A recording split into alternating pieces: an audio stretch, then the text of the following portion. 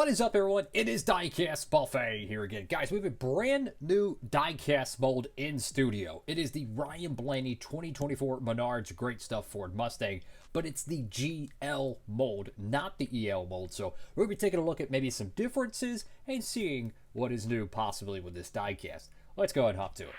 Here we go, folks. Brand new. Actually, I should say probably partially used. I got the car used, but it's basically brand new. The Menards Great Stuff Ford Mustang. Now, I did a diecast review on the EL mold version of this car. This is the GL mold. You might be thinking, okay, you did a diecast review on it. Why are you doing another one? This is a brand new diecast mold, and there is actually a lot of differences with this Ford Mustang new mold. The first thing that I noticed is the wheels, man. Let me tell you, the print quality on the Goodyear Eagles looks so much sharper than the EL mold. Let's just keep it real, right? The body of the car is different. The splitter is much thinner. If you look at it, it is a much thinner splitter. The spoiler is taller, and the rear portion of the car is actually curved, unlike the EL mold Ford Mustang. So there is some differences, and to be honest with you, this diecast mold might actually be more accurate than the EL mold version. It's got great stuff right there on the hood. You can see the hood lower decals there. Fortunately, there's no shadow, so you can see the decals pretty well. I noticed with this diecast mold, the indentions into the actual casting appear to be a little bit more detailed. They feel a little bit more pronounced, so to speak. So anything on the hood that might have some detail, like the hood flaps, you're going to notice that. And then you also have the hood pins, which feel more pronounced as well. Got the Pennzoil logo there, go to the front of the diecast. Another change that I've noticed with this paint scheme is that, or I say paint scheme, but the diecast mode, is the splitter is completely flat. If you notice on the 2024s, there's a little notch cut out on both sides of it. I don't think that is, I don't think this is more accurate to the real car in that perspective. However, having the flatter splitter might be something a lot of fans enjoy. Got the number 12 right there, Sudoku. You have a little bit of a decal outlining there, or a gap in the outlining, I should say. Go to the left side of the diecast, and one thing that I'm noticing, and this is why I wanted to do this diecast review, fellas, is look how beautiful the print quality is on the decals. This apparently is going to be the replacement for, or I'm assuming it's the replacement for the J mold. If that's the case, this is like a gajillion times better than what we've been getting the last few years. And I'm noticing something very interesting. There's no goofy outlining to the side decals here. The Snap-on logo and the Werf logo, I don't see an outlining, but I do see a little bit of an outlining on the Werf decal. The reason why I mentioned that is on the normal Gold Series Ryan Blaney, we would see some weird yellow outlining. Now, you might be able to see it right here on the Menards stripe. I do see an outlining, but not the contingencies down here. I'm not sure why there's a difference, but that might be actually an improvement to the EL mold. Got Ryan Blaney right there. You have a little bit of the decal that needs to be trimmed. That's an easy fix. Advanced Auto Parts, Dex Imaging, Menards, great stuff. Goodyear, this decal's a little bit messed up, but on the other side, you can see it's pretty well normal. So that's just a little factor error. Got Cup Series. Go to the back end of the car. And this is probably going to be the favorite for a lot of the collectors.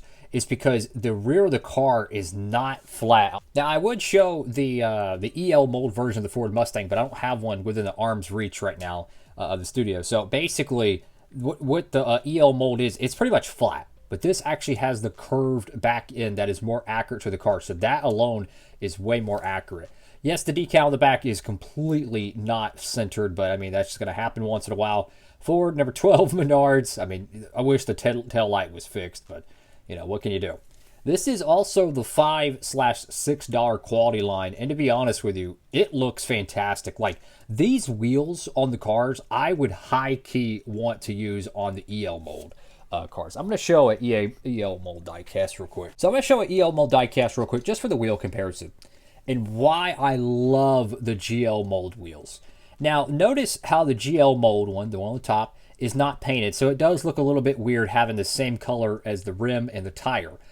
And the EL mold one here has way more detail in terms of the paint. But if you painted the GL mold wheels, look at the Goodyear decals. Wow. Significant improvement. And to add another layer to this, the rims on these GL mold wheels are just a fraction wider and the tires are a fraction skinnier. If you look at the real Cup car, that's actually how they are. So you could make a case that the GL mold wheel is actually more accurate than the EL mold wheel. A lot of people probably don't care about that. But for me, that is massive, as I love to customize things. So finding things that are more realistic that I could potentially swap is fascinating. Go to the top of the car. Now, there is kind of a little bit of a bumpy texture here. You can see those little, they almost look like fish scales. Now, what I think that is, there's a large clear decal here. And I think the car itself was not fully smooth. So when they put the decal set over the clear of whatever they wrap it with, I think the little bumpy texture from the fluorescent paint is showing through with the clear film of the decal set. Sounds very complicated, but basically when you have a porous surface and you put clear film on it, you get kind of this fish scale silvering effect. I think that's what happened there. Got the number 12 right there. Again, no window detail, so that is a drawback. And I don't think the EL mold windows will fit in these cars, so you can't swap them out. That's just from a visual perspective. Maybe they physically will. Maybe I'll try that one day. But that would be a cool thing if they could add some window print there. Just the bars, I could put my own banners on, but it's the window bars that are very difficult. You go to the deck lid here, and I mentioned about that outlining. It looks like it does return, but it's not as bad as it was on the EL mold because the colors look more like a shadow rather than it being like, if you have day glow yellow and then you put like another shade of yellow, it's going to clash. But that kind of looks more like a shadow to the graphics to me than what they did on the EL mold. I love the EL mold, don't get me wrong, but this one has just a little bit of some changes that I absolutely love. Fantastic stuff, guys. And we're going to focus now more on the interior of the car. And you can see right here, you have the dashboard that looks almost identical to the EL mold. You have the back panel here. But one thing I noticed is the drive shifter thing. I don't know if I can get a view of it. Yeah, right there. So you see the steering wheel? See that giant, looks like a fire hydrant? That's simulating the stick shift. Now, I know it looks kind of goofy. It kind of looks like a Lego or something. But, again, it's a slight change. I would rather have a goofy stick shift in the car and have super high quality tire prints. You know what I'm saying? That's a good drawback to me if I can get this. The car just looks just a fraction more low profile. The hips of the car are more pronounced, I think, than the EL mold version.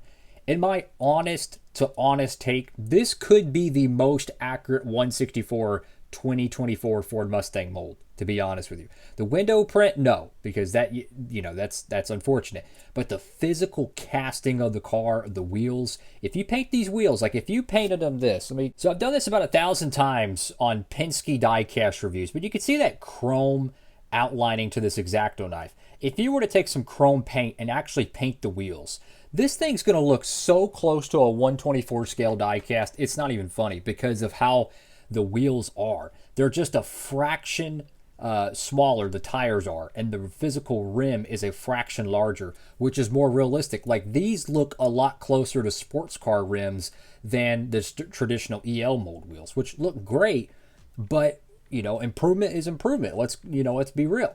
So my point is, Lionel absolutely, they knocked it out of the park with this diecast mold. I believe it's made from a different factory, so they did so they could keep the Authentics production going. It had some growing pains initially. They took forever to get the first wave of these out, which was wave 4, and they didn't even really mention that this was a new diecast mold. It kind of shadow dropped, and I think the first official version of this diecast mold was in the 40th anniversary Hendrick Motorsports train set, which I don't know if they still have on sale, but check out Circle B. That set, I think, retailed for like $40 or $50 or something. Circle B had a mega deal. It was like $15.